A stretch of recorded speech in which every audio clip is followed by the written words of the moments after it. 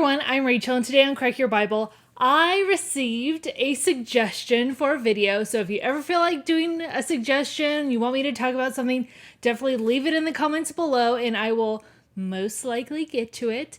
But today we are talking about sanctuary cities in the Bible. I know that in the United States there's a lot of talk about sanctuary cities. Should we allow people who are in this country illegally to live without repercussions in a sanctuary city? And you might be surprised to find out that there were actually sanctuary cities in the Bible. So stay tuned and we'll get right into that.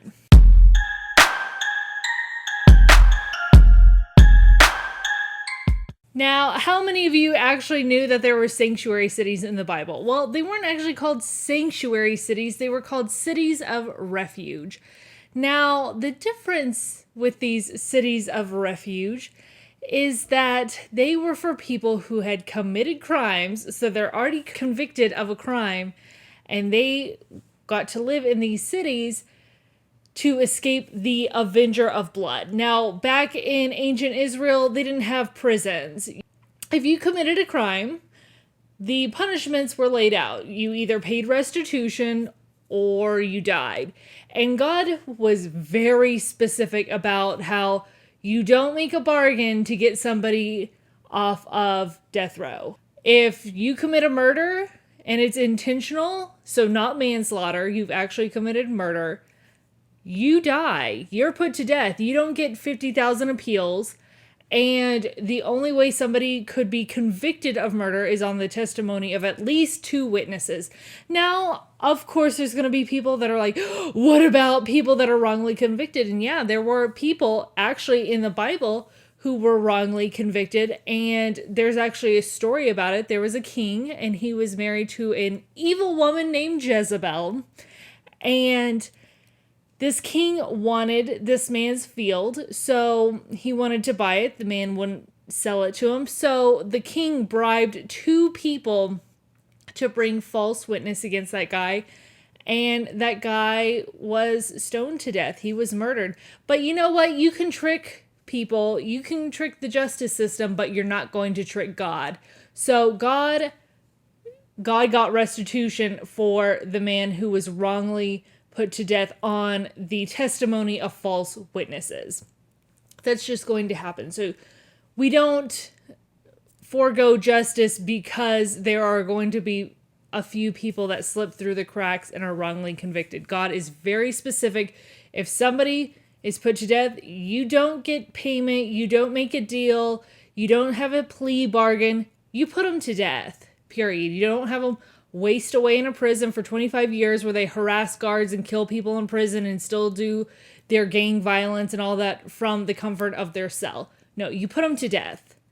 And if they did something unintentionally that caused somebody's death, manslaughter, what they would do is they would have to flee to one of 6 cities of refuge that were run by the Levites. Now, the Levites were the priests. So if you're fleeing, you don't get to take your stuff. You don't get to go back to your property. And God says they don't get to make a deal where they get to go back to their property. The only way they get to go back is if the priest, the high priest, dies.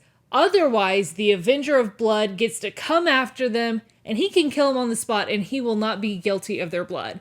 Because if you kill somebody, you've created sin, so somebody's going to be paying for it. Now, when the high priest dies, hey, it's taken care of if you're within the city of refuge. So we don't have a bustling prison system.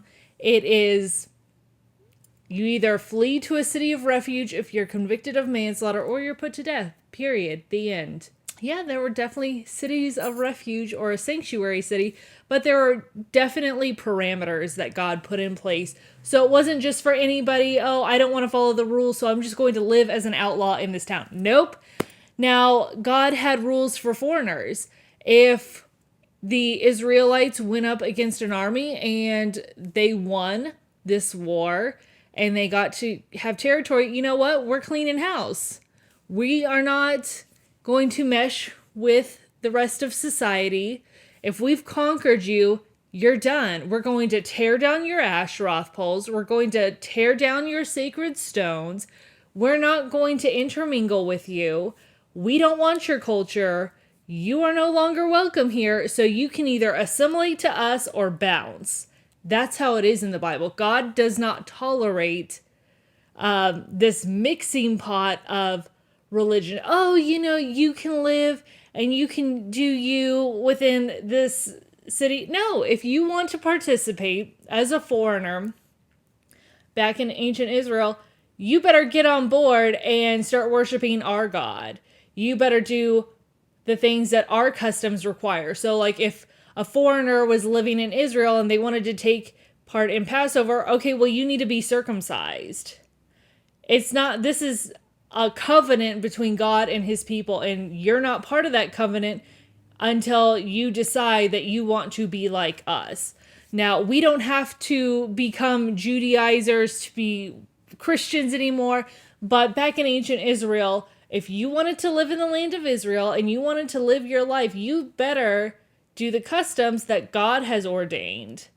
We aren't here to be a melting pot of cultures, because every time that the Israelites mixed with people of different religions, we're not talking about ethnicity, we're not talking about skin color.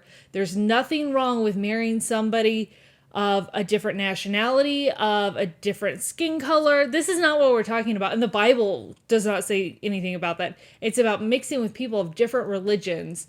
And every time the Jews did this, where, okay, we're going to marry into these people who are religious and they worship other gods, they've polluted the earth.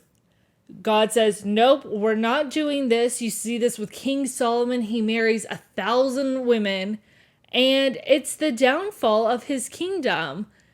Like, he has a lot of problems because he intermarries with all of these women who bring in other gods, and it leads the Israelites astray. And God says, okay, if you can't manage with what I've told you to do, then you're not going to be here. And you see this over and over and over again. It's like having a bad kid where you just have to constantly discipline, like they're just not getting it. And that's how it was with God and the Israelites. Okay, if you can't manage these rules, if you don't like it, you want to mix and all this other stuff, you want to allow people to bring in false gods, go to Babylon as slaves. Okay, you want this? Okay, you're going to be defeated by this army, that army, all these other armies. So God is very particular. If you want to live in this area, you assimilate. If you don't like it, don't be here. If you're a conquered people, we're going to tear down your stuff and we're going to install our stuff in, because that's what happens when you win. You get to set the standard. And God has specific standards, and if you don't want to follow them, okay, well, you no longer get the prize, which is the land of Israel, the promised land.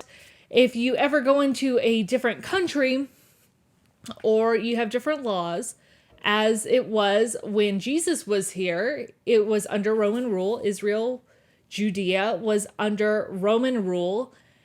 And, the Pharisees, they hated it. They hated it. So they tried to trip Jesus up, and they're like, should we pay taxes to Caesar? And whose face is on this coin? Yes, it's Caesar's coin. So you live under his protection. You have the Roman army that protects you. They're the ones that put in the roads. Absolutely, you're going to be paying taxes to Caesar. So give God what's God's, and you give Caesar's what's Caesar's. You don't say, I don't agree with it, I don't like it, we're oppressed, so we're just not going to pay taxes. It doesn't work that way. If you are in this land, you are going to follow the laws. Over and over again, you see, if you want to participate in life in Israel and you want the protections, just like Ruth and Naomi, where Ruth says, where you go, I'll go, and your God will be my God. She's saying, I'm going to assimilate into your culture. It's not, I'm going to go reap the benefits of your land, but I'm going to do me. Nope, that's the old me. That's gone. I'm going to assimilate into this new place. And that's the same with how it is with Christians today. If you want to be in God's kingdom, you have to assimilate. We leave this life of sin behind. Yeah, sometimes we mess up, but we pick ourselves up and we stop. We leave behind that old life and we assimilate into the culture of Christians, into the culture of God, into God's kingdom. And we do the things and we act a certain way that shows that we are now new creations. We are now citizens of heaven. So we aren't bringing in that life of sin and, okay, we're just going to do me in heaven. Nope. If you want the responsibilities and the benefits, you're going to have to act a certain way. You're going to have to do certain things. And one of that is giving your life over to Jesus, where you're no longer in charge, God's in charge. So just something I wanted you to think about today, and I will see you on Friday. Bye.